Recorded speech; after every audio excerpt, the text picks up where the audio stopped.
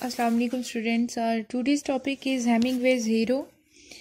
Hemingway, stricken by the after effects of the First World War, has presented his heroes confused and bewildered in a world that is dominated by violence and death. Underline कर लें ये दोनों चीज़ें, violence and death.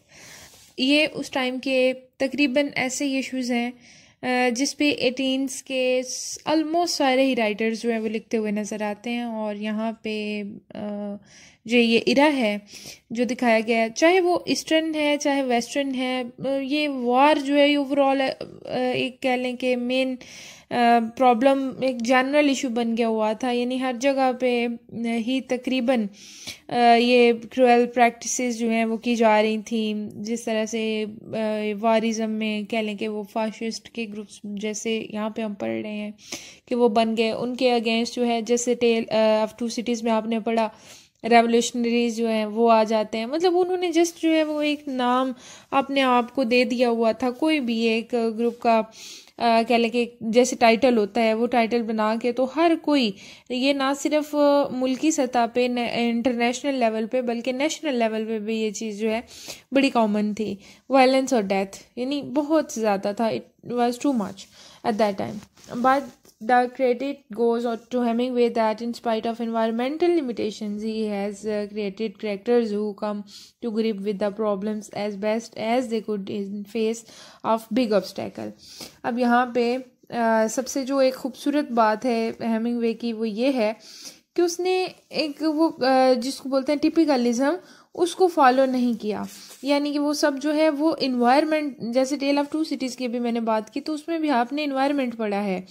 Environment में क्या है कि वो सीन्स दिखाए जाते हैं कि यहाँ पे जो है वो क्या हो रहा है, किस तरह से जैसे वो स्पिलिंग ऑफ वाइन है कि लोग किस तरह से आपस में एक फियरफुल सी एक उनकी जो है वो एक एनवायरमेंटल सिचुएशन है और उसमें वो रह रहे हैं। मतलब ये इस तरह की चीज़ें जो है दिखाई जाती हैं। लेकिन हेमिंगवे ने करेक्टर्स में वो चीज़ें रखी हैं, यानी कि वो आउटर एनवायरनमेंट को इतना डिस्कस नहीं करता जितना वो अपने फोकस करता है लिविंग करेक्टर के तौर पे उनको रिप्रेजेंट करने के लिए जो भी उसने फिक्शियस करेक्टर्स जो हैं वो ड्रा किए हुए हैं। It can not be denied that his heroes like Nick Adam, Jake Barnes, Frederic Henry and Robert Jordan are bewildered, frustrated victims of one sort of or another, but their greatness lies in the fact that they make a sincere effort in order to evolve a hierarchy of values which guide them in the course of their lives. यानी कि वो ये सारे heroes के क्योंकि एक ही category में होते हैं, तकरीबन सेम उनकी कैरेक्टरिस्टिक्स भी होती हैं, तो जितने भी हीरोज थे वो सारे के सारे इसके जो है वो हमें नज़र तो आते हैं इस तरह से कि वो दुनिया से हारे हुए परेशान हाल और तबाह हाल हैं। लेकिन इसके बावजूद उनकी जो ग्रेटनेस है, उनकी जो अजमत है, उनकी जो ग्लोरी है वो इस चीज़ में है कि वो कभी भी हार नहीं मानते।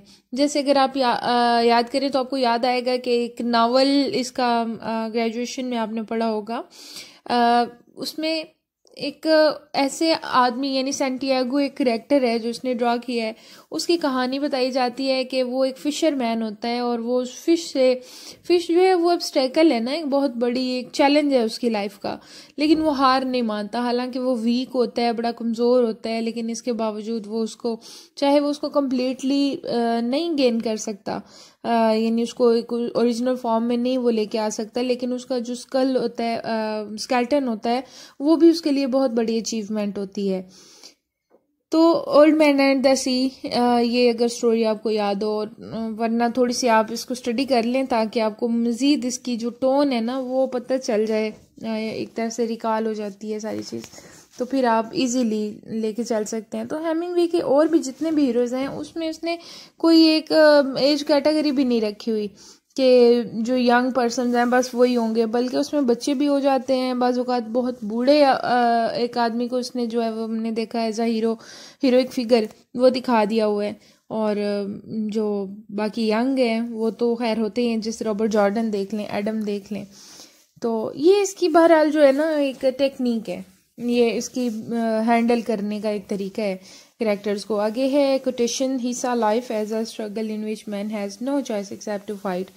और साथ ही आप ये भी ऐड कर लीजिएगा कि man can be defeated but not destroyed. ये इसका अपना एक ऑन कह लें कि उसकी जो है वो एक प्रोवर्ब है। Physically weak and deformed never shrink themselves from duty and destined task even if they are loser yet they are undefeated। कि चाहे वो देखने में लग रहा होता है कि वो हार गए हैं, कि उन्हें जो अचीवमेंट थी वो नहीं मिल सकी या वो सक्सेसफुल नहीं हो सके, उस हद तक नहीं हो सके जिस हद तक उन्होंने सोचा हुआ था, लेकिन ये फिर भी उनकी डिफीट नहीं है क्योंकि उनका जो एम्बिशन है वो भी तक ख़त्म नहीं हुआ। Jordan, in For Whom the Bell Tolls, is a typical Hemingway hero and he faces some of the same nightmares as Nick Adams. Nick Adams जो है ये और मोस्ट यंग करेक्टर है इसका, तो वो भी ऐसे ही कुछ जो है वो नाइटमेयर, और नाइटमेयर से इसकी अपनी पर्सनल लाइफ जो है हेमिंगवे की वो हमें नज़र आती है कि उसके भी कुछ ऐसे नाइटमेयर्स थे जिसको वो खुद तो एक्सप्लेन नहीं कर सकता, लेकिन अपने करेक्टर्स के थ्रू ज़रूर उसने उनके बारे में बताया हुआ है। In Spain, he observes unlimited atrocities committed by casteist, whether it be Maria's tale or Pablo's exploits। यानी कि वहाँ पे एक जो होती है ना उनकी एक्सट्रीमिटी वो दिखाई गई है कि चाहे वो किसी पॉजिटिव पर्पस के लिए है फिर भी लोगों में बड़ी एग्रेशन है, और अगर वो किसी नेगेटिव पर्पस के लिए है तो डेफिनेटली उसमें तो फिर और ज़्यादा, उसमें तो फिर वो उसको कोई जो है वो लिमिट उसकी रखी ही नहीं जा सकती कि इस हद तक जो है ये ऐसी चीज़ें, क्योंकि माहौल ऐसा है ना कि डू और डाई, या करो या मरो, यानी अगर आपने खुद को बचाना है तो फिर आपको दूसरों पे अटैक बैक करना ही पड़ता है। He voluntarily offers him to fight for the republic. Republic मतलब वो एक जो है वो समझ लें कि वॉर फ्री वर्ल्ड, उसको रिपब्लिकन यहाँ पे कहा गया है।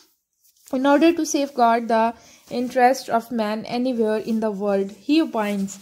अब वो क्या पॉइंट कहते हैं या वो क्या कहते हैं कि fascism constitutes a potential danger to the rights of man.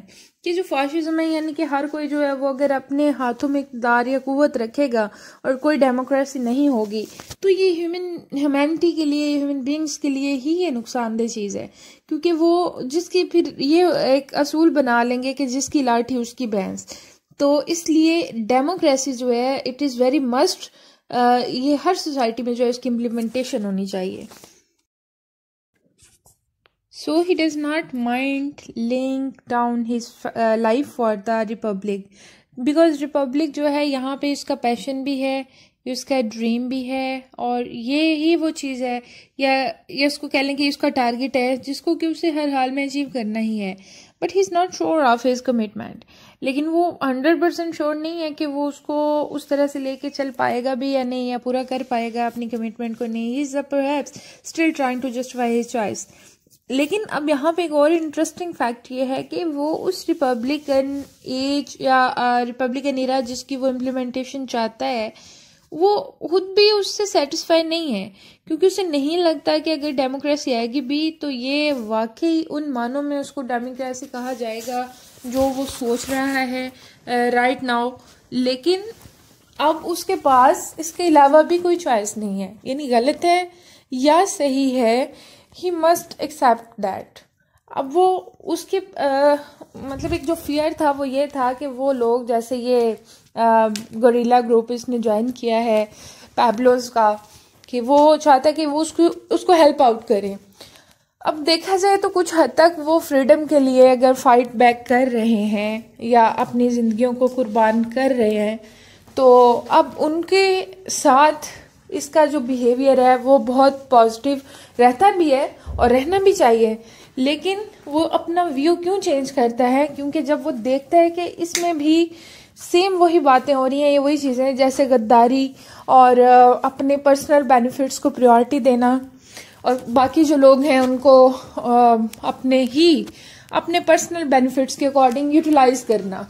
तो जब वो यही चीज़ देखता है तो वो समझता है कि अगर ये तो बहुत छोटे लेवल पे है ना, जो जिन लोगों ने अपने आप को शो करवाया हुआ है कि वो एक डेमोक्रेसी या एक ये इम्पीरियलिज्म से फ्री जो है वो देखना चाहते हैं अपनी स्टेट को या अपने एनवायरनमेंट को, लेकिन जब वैसा वो उसे नज़र नहीं आ रहा या प्रैक्टिकली होता हुआ दिखाई नहीं दे रहा तो अब यहाँ पे ही इज़ वेरी कन्फ्यूज कि वो क्या करे। लेकिन उसके अलावा अगर वो कहता है कि वो अपने इस टास्क को गिव अप करता है या कोई और चीज़ जो उसे करनी चाहिए, तो ऐसा भी अब उसके पास कुछ नहीं है, क्योंकि उसे इसके अलावा कोई भी ऐसी जो है वो कह लें कि फैसिलिटी नज़र नहीं आ रही, ऐसी कोई चीज़ नज़र नहीं आ रही कि जिसकी तरफ अगर वो जाएगा तो उसके जो ड्रीम्स हैं एक फ्रीडम के, वो उनकी फुलफिलमेंट हो सकेगी।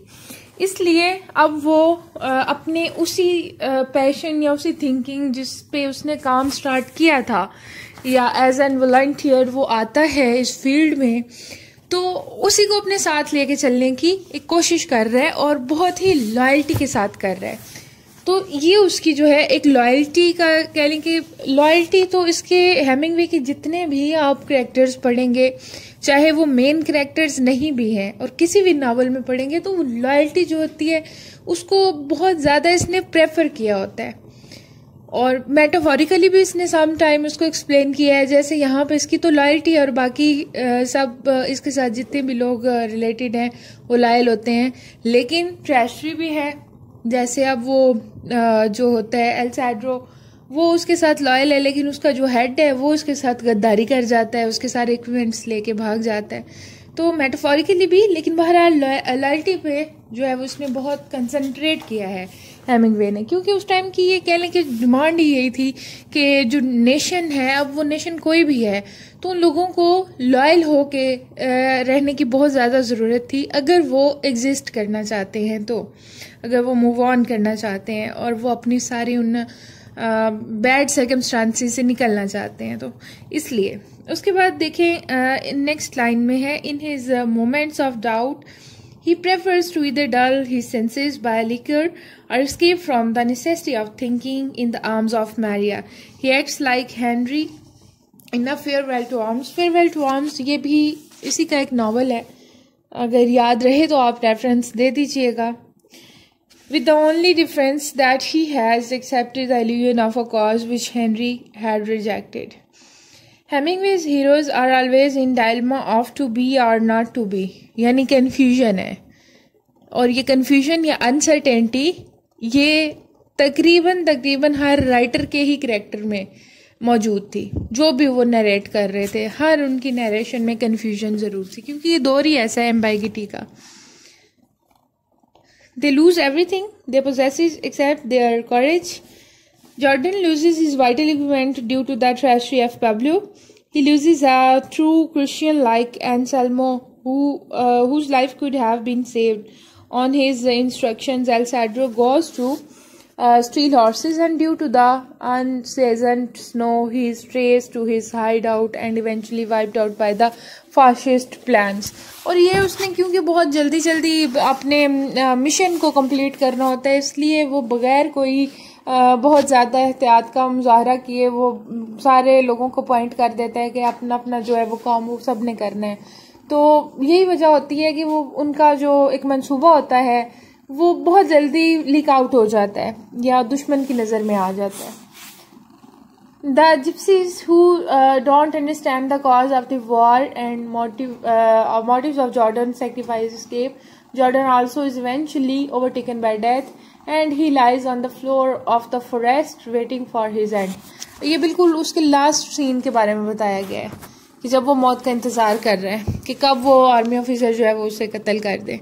All this bloodshed is futile, for the fascists have learned of the attack and they have made the necessary preparations to meet the attack. Jordan's attempt to get in touch with General Galls and in smoke, he dies for the noblest cause and accomplishment of his duty. ये थोड़ा सा summary को यहाँ पे ना attach करते हुए इसी कैरेक्टर को जस्टिफाई किया गया है। तो आपने भी इसी तरीके से जो है वो उसको आगे लेके चल रहे हैं, यानी पूरी स्टोरी और कैरेक्टर्स उनका आपको पता हो। और हेमिंगवे के हीरो के बारे में लिख रहे हैं ना कि हीरो के एक्शंस क्या हैं, उसके मोटिव्स क्या होते हैं, उसकी थिंकिंग क्या है, उसका बिहेवियर कैसा है, तो वो सारा कुछ फिर इस तरीके से आप ऐड कर सकते हैं। Thus Hemingway supplies the hero enough courage and resolution to enable him to stand until death. He tries to handle any consequences with his best skill in order to fulfill his mission successfully. मतलब वो अपने mission की success के लिए अपनी जान तक देने से गुरेज नहीं करते हैं और ऐसे बहुत सारे इसके शॉर्ट स्टोरीज भी हैं, नावल्स भी बहुत सारे इसने और भी लिखे, और सारे के सारे मोटिवेशनल और इंस्पिरेशन नावल हैं, और जिसमें हर कैरेक्टर इसने बहुत ज़्यादा इनकरेज पर्सन के तौर पे दिखाया हुआ है, जो किसी भी सूरत में हार नहीं मानता। और ये मैटर नहीं करता कि उसकी एज क्या है, किस एज ऑफ ग्रुप से वो बिलोंग करता है, बस उसका करेज और उसकी हिम्मत और उसकी होप वो अनडिफीटेबल होती है। He avoids any conflicts with Pablo so as not to endanger the success of his mission.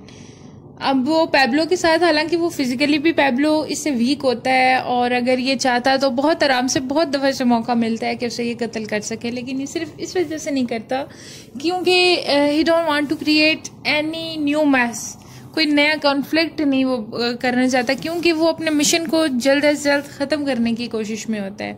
Even when the fascist cavalry are almost reaching at the door of Pablo's hideout, Jordan thinks of escaping from there with his explosives.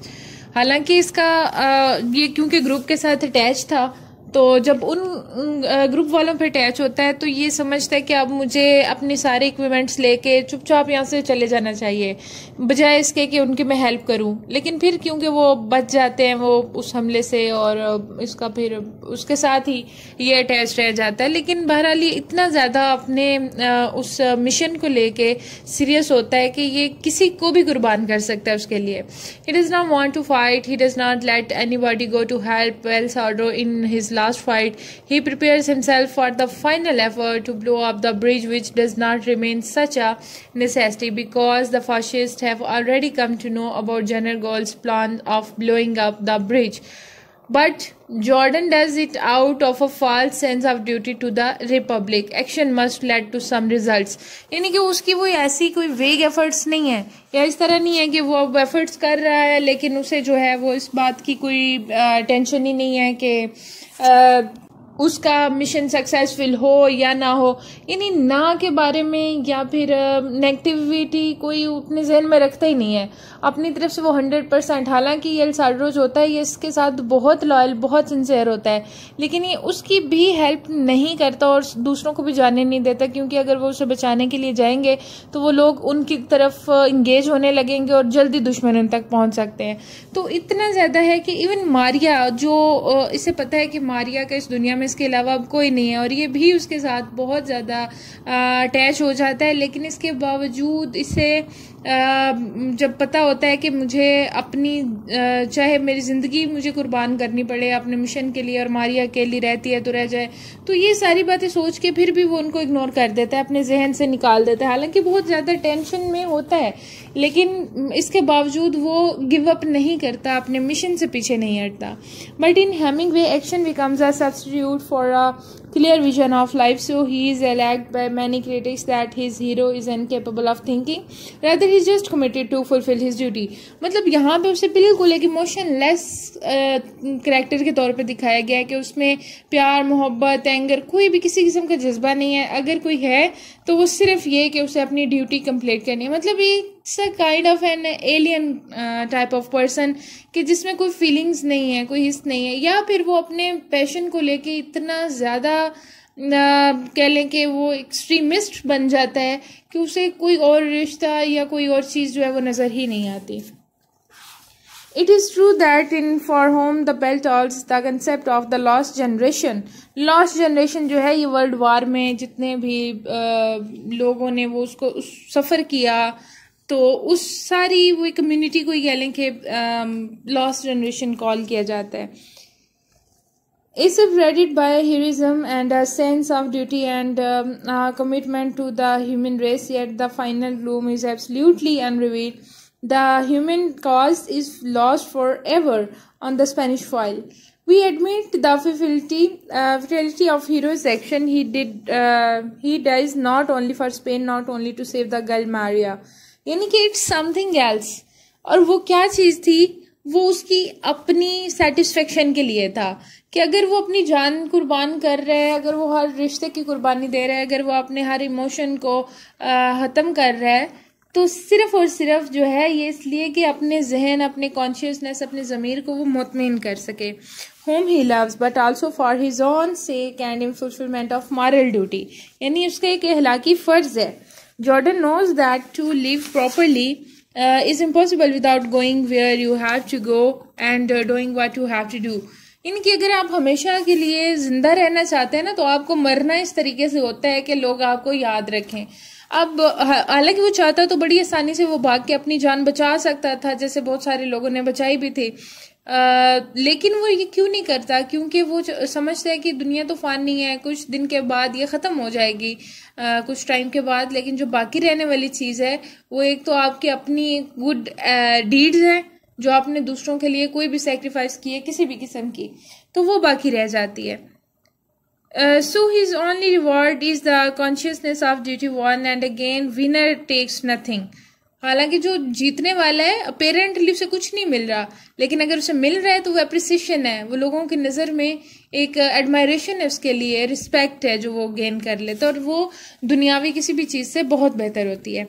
To cap up the discussion, it seems Hemingway had found something to die for, and he seems to imply that if you dies and Anselmo or Jordan dies, then physical death means nothing. कि अगर आप किसी good purpose के लिए अपनी जान कुर्बान करते हैं तो आपकी मौत जो है वो कोई बहुत बड़ी चीज़ फिर नहीं है, बल्कि आपका वो पैशन जो है वो ज्यादा बड़ी चीज बन जाता है. He believes one should ask death when one breathes last, death where is thy sting. कि मौत यानी कि मौत की वो खुद तलाश में है, जैसे ये कोटेशन है ना कि मौत कहाँ है तुम्हारी रस्सी, कि तुम खुद कहाँ, वो खुद तलाश कर रहे हैं. That is what the hero remains evergreen in the eyes of readers, so his victories are just moral ones. हालांकि उसकी जो विक्ट्रीज होती हैं ये अपेरेंट से ज्यादा, ये फिजिकल विक्ट्रीज से ज्यादा उसकी मॉरल विक्ट्रीज हैं, जो कि एक सेंस ऑफ रिलीफ वो क्रिएट कर रही हैं, और जो रीडर है वो भी उससे इम्प्रेस हुए बगैर नहीं रह सकता.